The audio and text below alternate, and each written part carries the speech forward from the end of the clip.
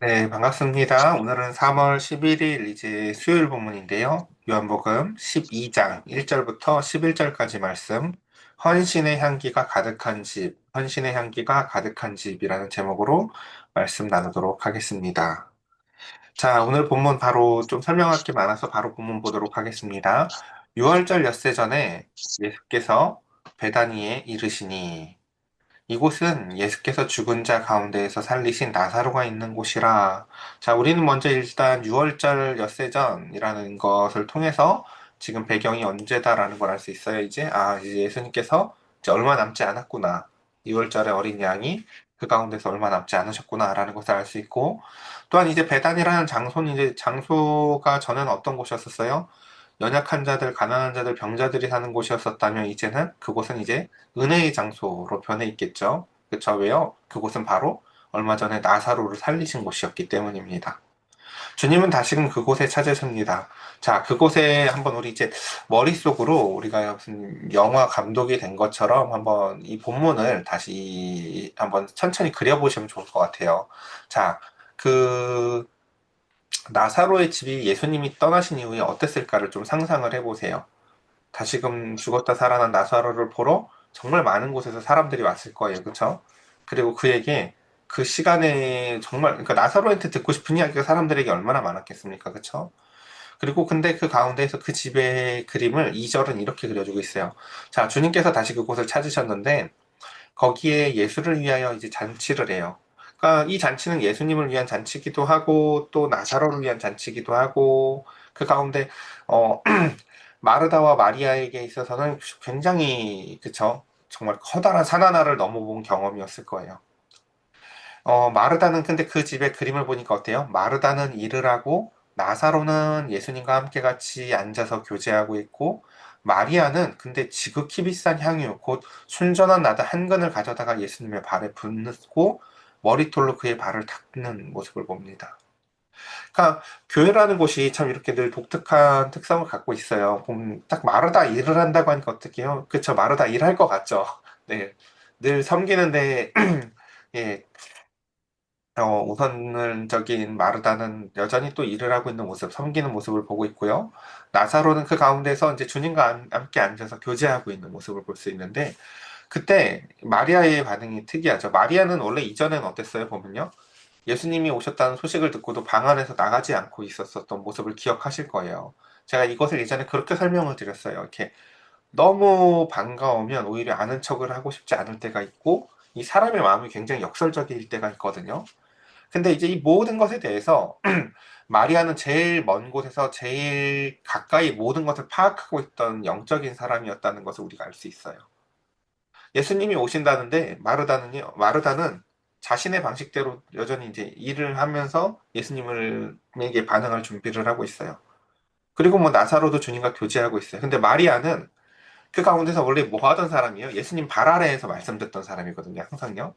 근데 이제 그 가운데 이 말씀을 여기 이제 요한복음요. 예수님의 여태까지 하셨던 말씀을 깨달은 사람이 없었는데 처음으로 깨달은 사람이 제자들이 아니라 바로 이 마리아라는 걸 보여줘요. 마리아는 그 예수님의 말씀을 발 아래에서 듣고 그 가운데서 오빠의 죽음을 다시금 부활로 역전시킨 예수님의 말씀을 바라보면서 여태까지 예수님이 하셨던 말씀을 상기해봐요. 그리고 비로소 그 예수님의 말씀을 깨달아요. 정말 예수님이 죽으러 가시는 거구나 라는 것을요. 이걸 마리아만 깨달아요. 마리아만. 그래서 마리아는 그 가운데서 그에 합당한 반응을 이렇게 합니다.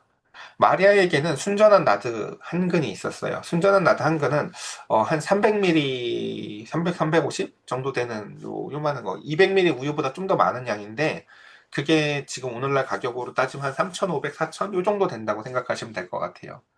여러분 그런 향수 써본 적 있나요? 네, 그렇죠. 예. 그런 향기의 향수를 우리는 써본 적이 잘 없을 것 같아요. 근데 마리아에게 이게 있었다고 얘기를 해요. 그러니까 우리 저 앞에서도 마리아네 집이 그렇게 가난한 집이 아니었다는 걸 얘기했었죠. 무덤을 살 정도면은 그렇게 그래도 가난한 건 아니었다고요. 그러니까 근데 사람마다 저마다 그런 게 하나씩은 있잖아요. 왜 믿는 바, 내가 믿는 바, 그래도 나한테는 이게 있어 하고 그래도 최후의 보루 같은 게 사람들에게는 하나씩은 있기 마련이거든요. 어, 사람들마다 예를 들어서 제주도의 해녀들 같은 경우도 보면 예전에 이제 글에 보면 그런 이야기들이 있거든요. 자기가 늘 이제 해녀 물질을 하다 보면요. 여기에 가면 좋은 게 있다는 걸 아는 곳이 있는데 그곳을 항상 잘 가지 않는다는 거예요. 정말 해도 해도 잘 안 되고 그 가운데서 정말 귀한 손님이 왔을 때에는 잠깐 기다려봐 하고 거길 가는데 거기는 누구에게도 알려주지 않는다는 거예요. 그러니까 그런 것들처럼 사람들마다 저마다의 그 마음속에 믿는 바 하나씩이 있어요. 뭐 예를 들어 혜영 집사님의 그 집일 수도 있겠죠. 그러니까 나는 이게 나의 그래도 최후의 보루에 난 이게 있잖아 하는 것들처럼 사람들마다 뭔가 저마다 하나의 믿는 바들이 있다고 얘기를 하는데 바로 오늘 그 마리아에게는 그 믿는 바가 바로 이 아드였을 수 있어요. 그러니까 고대 시대는요 오늘날처럼 우리가 쓰는 다 화폐만이 화폐가 아니거든요. 그렇죠? 그러니까 이게 그들에게 믿는 바 가장 큰 재산이었을 거예요. 아마 마리아에게는요. 근데 마리아가 발 아래에서 말씀을 듣던 마리아는요, 그것을 가지고 와서 여러분 쬐끔만 뿌려도 되거든요. 여러분 전 백화점 가면은 1층을 좀 조심하는데 1층 가면은 꼭 뭐 이렇게 향수 뿌린 것만 안아주고 막 이러잖아요. 저는 백화점 1층에 향수 냄새를 안 좋아하거든요. 근데 간혹 이제 엘리베이터를 타고 나면은 그 여성분들 중에 향수를 많이 뿌린 분들이 있어요. 힘들어요, 되게. 그분들도 향수를 붓진 않았을 거예요. 뿌렸는데 향이 그 정도일 거라고요. 여러분, 순전한 나트 한 근을 꼭 저렇게 부었어야 됐을까요? 그쵸? 이게 뿌려도 됐을 것 같지 않아요? 그쵸? 왜 마리아가 이랬을까요? 이게 향유를 붓는 행위는요, 장례 치를 때 하는 행위예요, 장례 치를 때. 그러니까, 마리아가 지금 이 향유를 붓는 행위는요, 말씀을 이해했고, 그래서 그 말씀을 이해한 마리아의 합당한 반응이에요. 마리아가 이해한 게 이거였거든요. 아, 예수님께서 지금까지 하셨던 말씀이 진짜 다 사실이었구나. 주님께서 십자가에서 죽으심으로 말미암아 우리의 죄를 대신하여 우리에게 자신의 모든 전 먼 미래를 자신의 모든 것을 다 우리에게 내어주시기로 작정하셨구나라는 것을요 마리아만 깨달았어요. 그래서 마리아도 나의 모든 미래와 나의 가장 믿는 바 하나를 주님께 다 부어드리기로 그러니까 예수님이 하신 것처럼 마리아도 예수님에게 하기로 작정을 한 거예요. 이 얘기 제가 여러 번 했었잖아요. 옛날에 그 성탄절 왜 이렇게 어린아이들 만화책 보면 그쵸? 사랑하는 부부가 남자는 여자를 위해서 뭘 내놓고 또 여자는 남자를 위해서 자기의 머리털을 밀어서 반응해서 머리 어딨어? 머리핀 사왔는데 라고는 하지만 서로 사랑을 확인한 이야기처럼 예수님의 사랑을 이해한 사람이 마리아밖에 없는 거예요.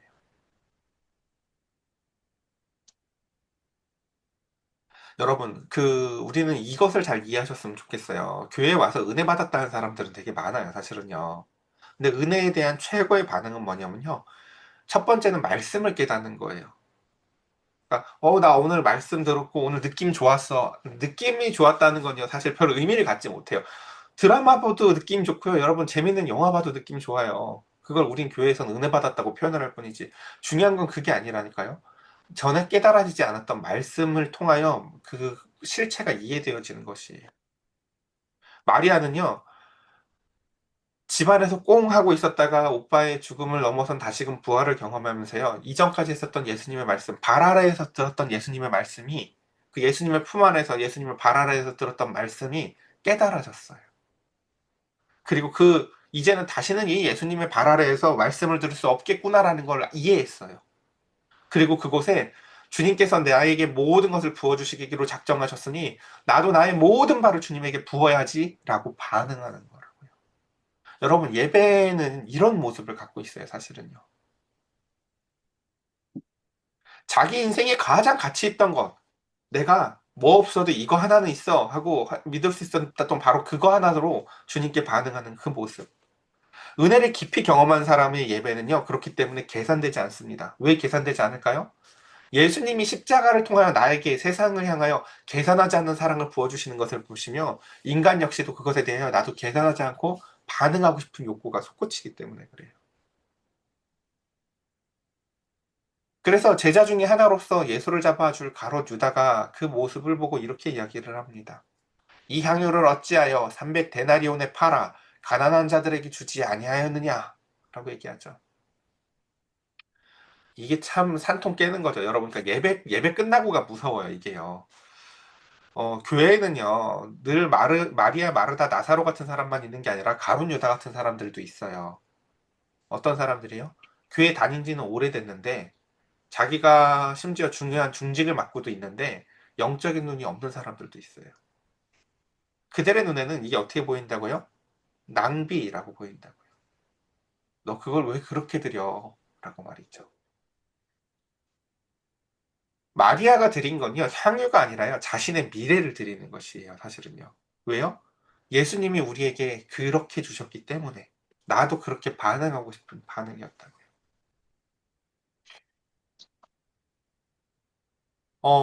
참, 말은 좋아요, 말은. 지금, 가룟 유다가 뭐라고 얘기해요? 왜 그걸 가난한 자들한테 주지 않느냐라고 얘기를 하죠.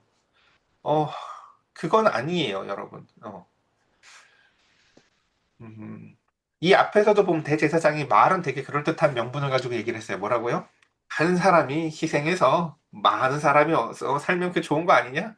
말은 그럴듯해요. 맞아요, 여러분. 아니라고요. 그런 게 아니라고요. 가난한 자들을 돕는 게 그렇다고 해서 이게 중요하지 않은 문제라는 게 아니에요. 가난한 자들은요, 돕는 게 아니에요. 일단 말 자체가 틀렸어요. 우리 나중에 희수도 꼭 결혼하면 이해해요. 남편이 내가 도와줄게 이러면요, 뺨을 한 대 후려 갈겨요. 돕는 게 아니라 같이 하는 거야. 이게 무슨 뭐 내일이고 네가 날 도와? 그렇죠. 마찬가지예요. 여러분, 가난한 사람들은요, 돕는 게 아니에요. 예수님은 뭐라고 얘기를 하세요? 여러분, 가난한 사람을 돕는 때 정말 중요한 건 뭐냐면 이렇게 돕는 게 아니라 그들의 것을 마땅히 그들의 것을 그들에게 나누어 드리는 것이에요. 자, 우리가 참 이 가난한 사람들을 돕겠다고 할 때의 그 모습이나 그 속의 마음을 헤아리지 못함으로 얼마나 많은 실수들을 하냐면, 이럴 수 있죠. 자, 예수님이 예를 들어서 그 레위기에 보면 그런 얘기 있죠. 밭에 구석을 다 남겨놓으래요. 너는 그 수확할 때 밭에 있는 거 다 베어가지 말고 그걸 남겨놓으래요. 하나님이요. 그럼 가난한 자들이 와서 어떻게 해요? 그걸 그냥 가져가면 되죠. 이게 하나님이 우리에게 요구하시는 가난한 자를 돕는 방식이라고요. 자, 근데 이걸 우리가 좀 해보겠다고 이제 그 가난한 자를 돕는 중에서 내가 좀 친한 사람을 돕고 싶다고 쳐봐요. 그래서 뭐, 혜영 집사, 필생 집사 이따 저쪽에 남겨놨으니까 저기서 가져가. 이거 돼요, 안 돼요? 이거 안 된다는 거예요. 왜요? 이러면 벌써 수혜자와 가해자가 이렇게 받는 사람과 주는 사람이 벌써 특정돼 버리잖아요. 그렇죠? 나는 늘 저 사람한테 신세지는 사람. 나는 주는 사람. 이 사람은 자아도취에 빠질 수 있고 저 사람은 아유 또 신세졌네 이럴 수 있잖아요. 그렇죠? 하나님은 애초에 일을 그딴 식으로 하지 말라는 거야. 그거 애초에 네 거 아니니까 건들지도 마. 누가 가져가는지 신경 쓰지 마. 너도 자아도취에 빠질 거 없어. 넌 네 거 다 가져간 거야. 그리고 저 사람들도 자기 거 가져가는 거지 너한테 고마워할 필요 없어 라고 넌 중간에서 빠지라는 거예요. 왜요? 땅은 하나님 거니까. 마찬가지예요. 가난한 자들은요. 그래서 돕는 게 아니라고요. 그들의 것을 그들에게 드리는 것이에요. 그대로요. 향유를 예수님에게 붓는 것도요. 은혜를 우리에게 부어주신 하나님 앞에요. 다시금 하나님께 드릴 것을 내가 은혜로 반응하는 것뿐이에요. 아, 내가 옛날에 크게 한번 헌금했잖아. 그런 거 아니라고요. 그냥 주님이 나한테 그런 식으로 하시니까 나도 주님한테 그렇게 하는 거죠. 그냥 하는 거죠. 그리고 서로 이야기할 필요 없는 거예요. 이거요. 사실요. 예.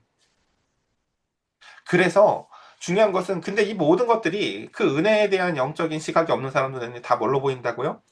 거짓된 경건은요, 헌신이라는 건 되게 비효율적으로 보이고요, 사랑이라는 게 낭비로 보인다고요.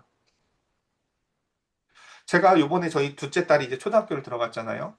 마음 한쪽이 약간 화음이 있어요. 뭐냐면, 이제 그 어린이집 다니는 우리 딸은 다 본 거거든요. 인생의 페이지 한 장이 넘어간 것 같다고요.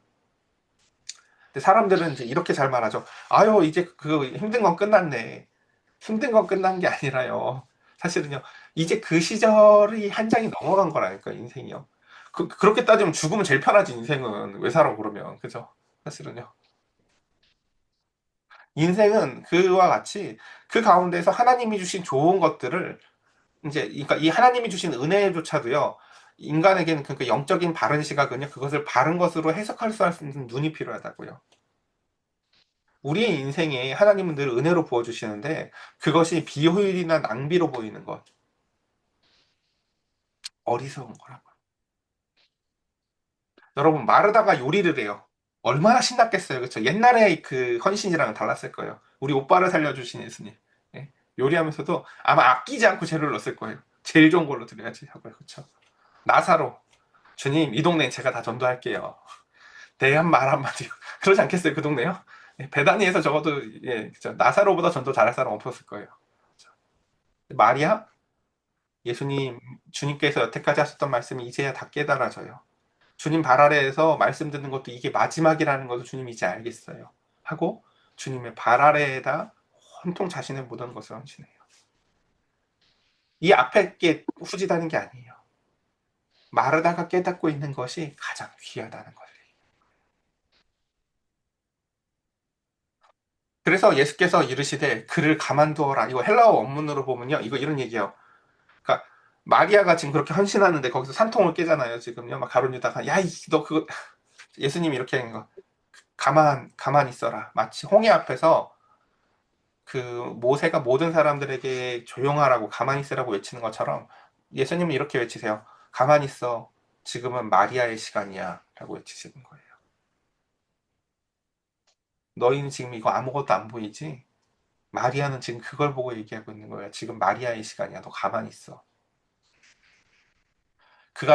너는 가만히 있어. 그리고 그를 가만히 두어서 나의 장래할 날을 위해서 그것을 간직하게 해.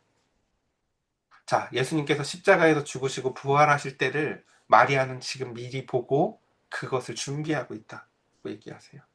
마리아만 지금 이걸 이해하고 있는 거야. 가난한 자들은 항상 너희와 함께 있거니와 나는 항상 있지 아니하리라. 이걸 안다고요.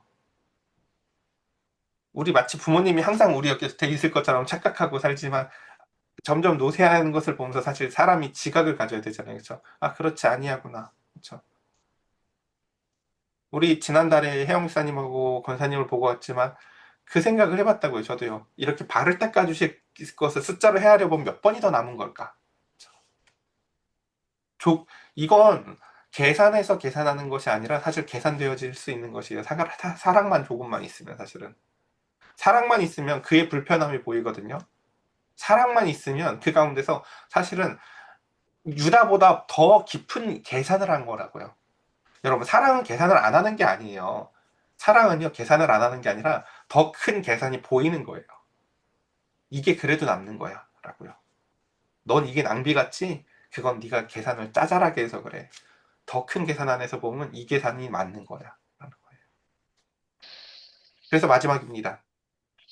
유대인의 큰 무리가 예수께서 여기 계신 줄을 알고 오니 이는 예수만 보기 위함이 아니요 죽은 자 가운데서 살리신 나사로도 보려 함이러라 라고 하면서 그 가운데서 지금 또 이제 유월절 엿새 전이잖아요. 그러니까 사람들이 유월절 지내려고 멀게는 몇 달 전부터 온다고 했죠. 그러니까 얼마나 예루살렘을 바글바글 하겠어요. 근데 사람들이 예루살렘에 가다가 잘 가지도 않던 베다니 쪽으로 사람들이 길을 틀어요. 왜? 야, 거기 그 얘기 들었어? 하면서 이제 소문에 소문에. 그래서 예수님도 보고 사실은 나사로 보러 오는 거죠, 사람들요. 그러자 이제 어떻게 됩니까? 10절에 대제사장들이 나사로까지 죽이라고 모의하니 라고 얘기를 하죠. 아까는 뭐 이렇게 그쵸 많은 사람을 위해서 한 사람쯤 희생해도 된다면서요. 이제 두 사람도 괜찮아졌나 봐요. 야, 나사로 야 걔가 더 큰 문제일 수도 있겠다. 그렇죠. 그러니까 여길 통해서 자신들 이제 그 안에 있었던 대제사장들 혹은 사내들인 공의회 회원들 우리가 잘 아는 그 대표적인 첫 번째 사람이었었던 그쵸? 갑자기 이름이 생각이 안 나네요.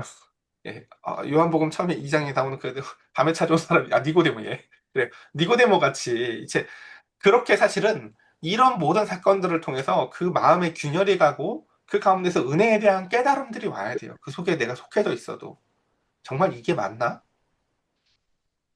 그래서 그 속에서 한 명 한 명 이제 다른 소리를 내는 사람들이 등장하거든요. 우리의 율법은 확인도 안 해보고 사람들을 정죄하냐 막 이렇게 그러면서 나사로 때문에 많은 유대인이 가서 예수를 믿음이러라 얘기합니다. 우리 전도하려면 참 힘들잖아요. 그렇죠?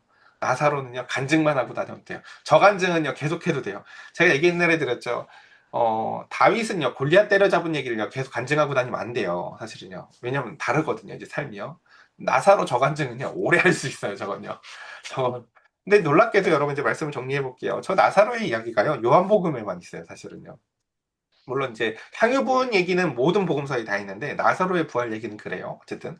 근데 오늘 이 요한의 이야기 이제 요한이 우리에게 이야기해 주는 이제 요한복음은요. 1장부터 12장, 13장부터 마지막으로 나눠져요. 지금 여기가 이제 드디어 이제 표적의 책을 끝나서 십자가의 이야기로 넘어가기 바로 직전 이야기라고요. 그러니까 오늘 이 부분을 이해하는 게 너무너무 중요해요. 그러니까 어제 제가 표적을 7개를 이렇게 산처럼 그림을 그려드렸잖아요. 그렇죠? 표적을 하나하나 이제 경험하면서 맨 위에 산에 올라가서 제대로 이해한 사람은요, 지금 마리아밖에 없는 거예요, 어쨌든요. 근데 다시금 그래서 그것을 이제 한 명 한 명 내려오면서 이해할 거예요. 예수님의 십자가를 경험하면서 나사로의 부활을 이해할 거고, 물이 포도주로 변한 것까지도 이해하게 될 거예요. 하나님의 은혜는 늘 충만해요. 오늘 말씀을 정리해 보겠습니다. 잘 생각해 보세요. 지금 그 나들, 아까 얘기했죠. 향유를 칙 뿌린 것도 아니고, 부었잖아요. 그 향이 얼마나 가득했을까요? 얼마나 그게 은혜에 대한 그 시각이 없는 사람들 입장에서는 그게 얼마나 큰 낭비로 보일까요? 아이고, 아이고, 저거면 소고기가 몇 근이야? 그쵸? 몇 근이 뭡니까? 몇 마리죠? 그쵸? 네. 이게 얼마나 큰 낭비로 보일까요? 은혜에 대한 이해가 있는 사람들만이 그것을 이해한다고요. 제가 이걸 주일 2부 시간에 늘 이렇게 자주 설명을 드렸죠. 기업은 1,000원으로 1,100원을 만드는 곳이지만 교회는 때로는 1,000원이 10명이 나누어서 100원이 되게 만들면서도 그 일을 나눠서도 할 줄 아는 곳이라고요. 바로 오늘 본문과 같은 이야기를 통해서 오늘 저는 그 얘기를 말씀드렸던 거예요. 교회는요, 나드 한 근을 부어드릴 줄도 아는 곳이기도 해요, 심지어요. 저게 한 번 부어지고 없어질 것일지 몰라도. 왜요? 아까 말씀드렸죠. 하나님은 밭에 한 골탱이를 남겨놓고 그것이 하나님으로부터 오는 은총임을 가난한 자들에게 베푸는 곳이 아니라 당연히 마땅히 그에게 갈 것을 그에게 돌려줄 줄 아는 하나님이 통치를 다시금 회복하는 곳이 바로 교회이기 때문입니다. 저와 여러분들의 삶에 그 누구도 예수님 외에는 중개인으로 끼지 않은, 예수님 외에는 그 누구도 그 가운데서 중보자로 끼지 않는 삶을 살았으면 좋겠습니다.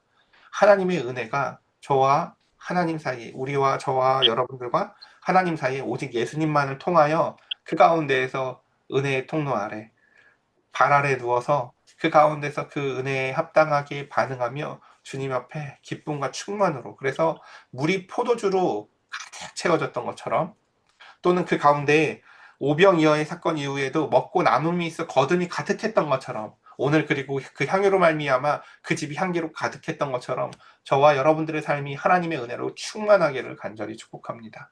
우리 이 시간 함께 같이 기도합시다.